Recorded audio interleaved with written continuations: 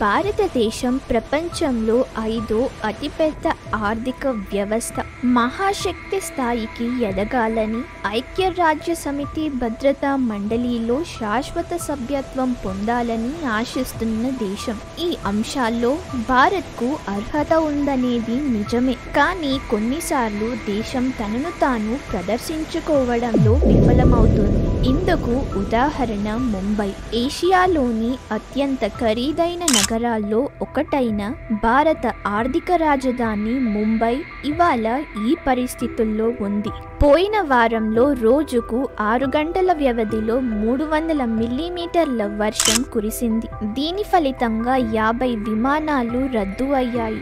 స్కూళ్లు మూతబడ్డాయి. ప్రజలను ఇంట్లోనే ఉండాలని సూచించారు. ముంబై జీవనాడి అయిన రైలు సర్వీసులు ఆలస్యం, రద్దులతో కొట్టుమిట్టాడుతున్నాయి. ప్రతి సంవత్సరం వచ్చే ముంబైలోని సాధారణ వర్షాకాలం అయినా ప్రతి ఏడాది ఇదే పరిస్థితి ఎందుకు అనేది ఒక పెద్ద ప్రశ్న. అంతేకాదు, ఢిల్లీ మునిగిపోతుంది. హిమాచల్ పరిస్థితి అంతే. యమునా నది అత్యధిక నీటి మట్టాన్ని దాటబోతుంది. గత 40 సంవత్సరాలలో ఈ జూలై అత్యధిక వర్షపాతం నమోదైన నెల.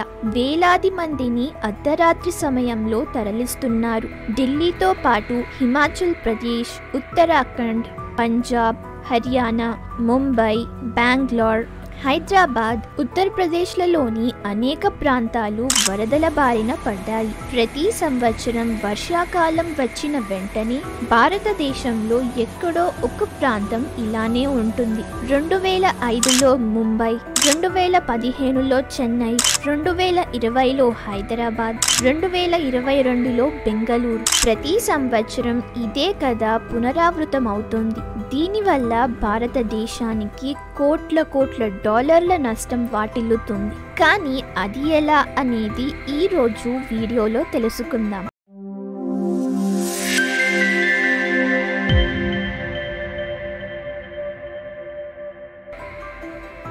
ఈ విపత్తుకు భారీ వర్షాలే కారణమని ప్రజలు అనుకుంటున్నారు. కానీ అది పూర్తి నిజమా? షార్ట్ టర్మ్ లో అయితే అవును. కానీ లాంగ్ టర్మ్ లో అయితే ఈ విధ్వంసానికి ప్రణాళిక లేకపోవడమే కారణం. వాతావరణ మార్పులు పర్వత ప్రాంతాలను 3 ప్రధాన మార్గాల్లో ప్రభావితం చేస్తున్నాయి. ఉష్ణోగ్రతలు పెరగడం వల్ల వర్షాలు తీవ్రంగా తక్కువ సమయంలో పడుతున్నాయి. గ్లేషియర్స్ కరగడం వల్ల నదుల మట్టం పెరుగుతుంది. నదుల తీరాలపై అదుపులేని అభివృద్ధి దీర్ఘకాలంలో విపత్తులకు కారణమవుతుంది. బీహార్, అస్సాం గురించి మాట్లాడితే ప్రతి సంవత్సరం వరదలు వస్తున్నాయి. కానీ ఎలాంటి మెరుగుదల కనిపించడం లేదు. 2001 నుండి హిమాచల్లో నిరంతరం వరదలు వస్తున్నాయని ఇక్కడ స్పష్టమవుతుంది. అయినా అధికారులు నదుల తీరాలపై ఉన్న ఇళ్లపై ఎలాంటి చర్యలు తీసుకోలేదు. నిర్లక్ష్యమే నాశనానికి ప్రధాన కారణం. భారత ఆర్థిక వ్యవస్థకు కోట్ల డాలర్లు నష్టాన్ని కలిగించే భారతదేశంలో అతిపెద్ద పునరావృత మానవ నిర్మిత విపత్తు నగర వరదలు. అక్షరాల కోట్ల డాలర్ల నష్టం వాటిల్లుతుంది.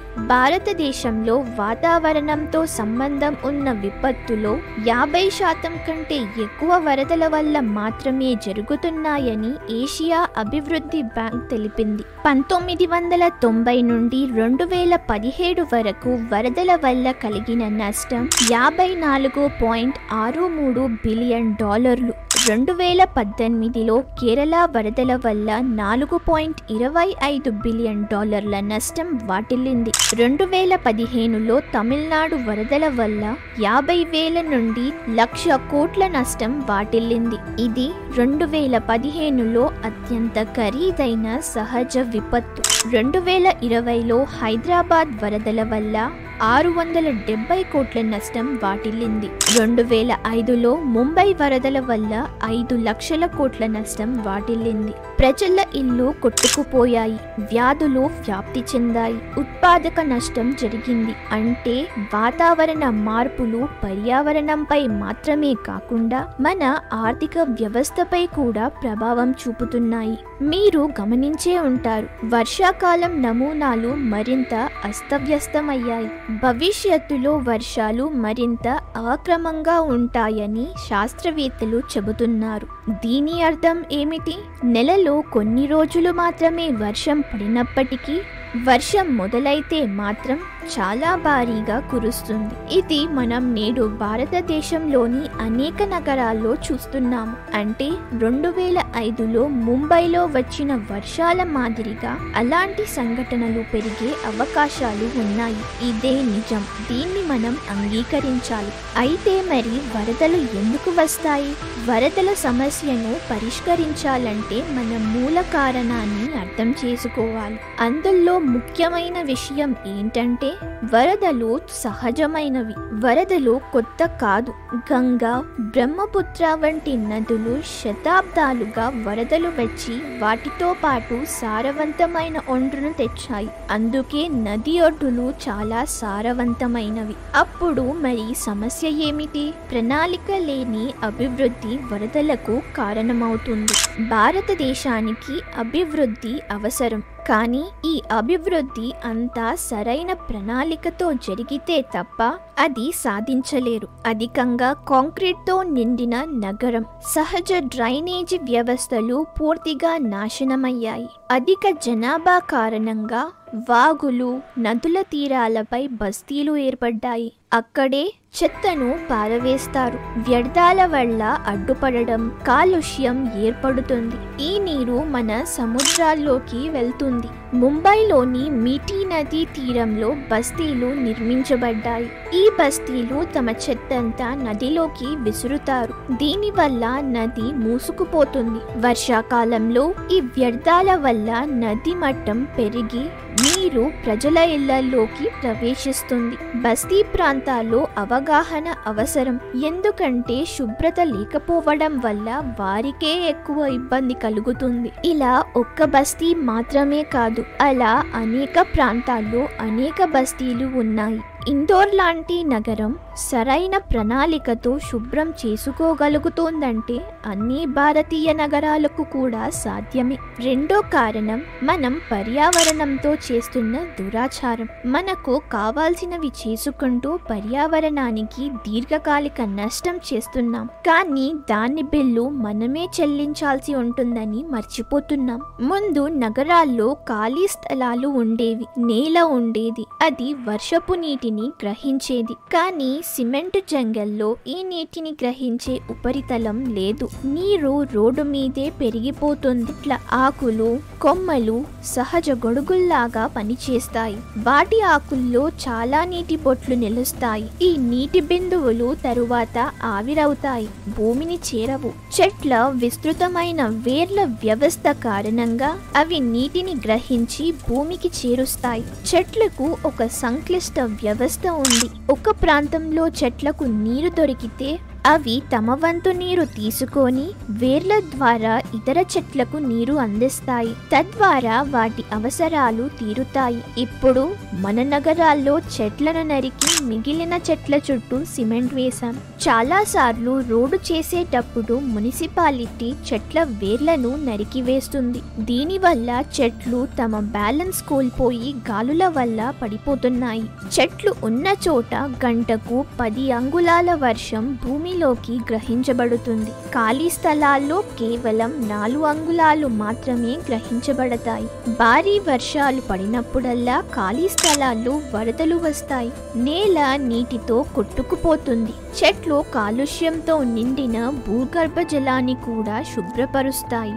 ఇన్ని ప్రయోజనాలు ఉన్నప్పటికీ మన సమాజంలో ఖాళీ స్థలం లేదు, చెట్లు లేవు, సిమెంట్ మాత్రమే ఉంది. 30 సంవత్సరాలలో ముంబై 42% పచ్చదనాన్ని కోల్పోయిందని ఒక నివేదికలో ప్రచురించారు. మూడో కారణం వాటర్ బాడీస్ తగ్గిపోవడం. బెంగళూరు, హైదరాబాద్ లాంటి నగరాలు తమ సరస్సులకు ప్రసిద్ధి చెందాయి, కానీ వాటి ప్రాముఖ్యతను మరిచిపోయాం. ఈ సరస్సులు ప్రకృతి సౌందర్యానికి మాత్రమే కాకుండా వరదల నిర్వహణకు కూడా ముఖ్యమైనవి. ఎందుకంటే అవి అదనపు వర్షపు నీటి నిల్వ ప్రాంతాలుగా మారాయి. ఈ మ్యాప్ ను చూడండి. ఇది హైదరాబాద్ వాటర్ బాడీస్ గురించి చెబుతుంది. 1989 నుండి 2001 మధ్య హైదరాబాద్ లో 3245 హెక్టార్ల వాటర్ బాడీస్ అదృశ్యమయ్యాయి. ఈ ప్రాంతం హుస్సేన్ సాగర్ సరస్సు కంటే 10 రెట్లు పెద్దది. 1960లలో బెంగళూరులో 262 సరస్సులు ఉండేవి, కానీ ఇప్పుడు కేవలం 10 సరస్సుల్లో మాత్రమే నీరు ఉంది. సరస్సులు సహజంగా ఒకదానితో మరొకటి కలిసి ఉంటాయి, కానీ ఈ కనెక్షన్లను కూడా కన్స్ట్రక్షన్ కోసం విడగొట్టారు. దీనివల్ల మన నగరాల్లో ప్రతి సంవత్సరం ఒక మానవ నిర్మిత విపత్తును చూస్తున్నాం. నాలుగో కారణం మ్యాంగ్రోవ్స్. వీటిని మ్యాంగ్రోవ్స్ అంటారు. ఇవి మ్యాంగ్రోవ్స్ తీరాలను ఎలా రక్షిస్తాయో చూపిస్తుంది. చాలా నగరాల్లో మ్యాంగ్రోవ్స్ లేదా వెట్లాండ్స్ ఉన్నాయి. వెట్లాండ్స్ అంటే నీరు నిలకడగా ఉండే ప్రాంతం. ఈ ప్రాంతాలు వ్యర్థమైన స్థలాలులాగా కనిపిస్తాయి, కానీ వెట్లాండ్స్ వరదల నిర్వహణకు ముఖ్యమైనవి, ఎందుకంటే అవి నీటిని గ్రహిస్తాయి. అంతేకాకుండా వరద నీరు నగరాలకు చేరకుండా అడ్డుకుంటాయి.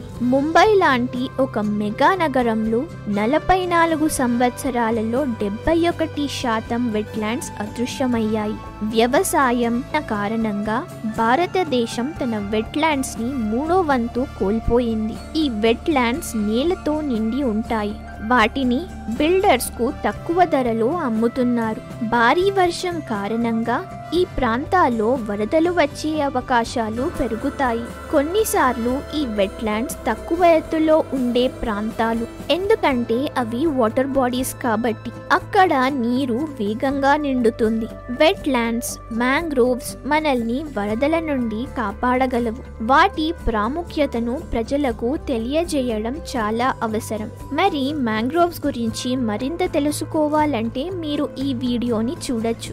ప్రకృతి విపత్తులను మనం నియంత్రించలేకపోవచ్చు, కానీ వాటి ప్రభావాన్ని తగ్గించవచ్చు.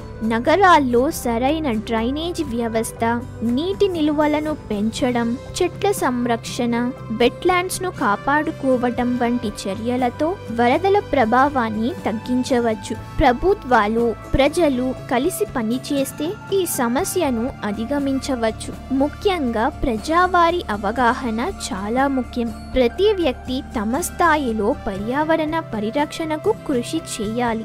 భవిష్యత్తు తరాల కోసం మనం ఈ గ్రహాన్ని కాపాడుకోవాలి.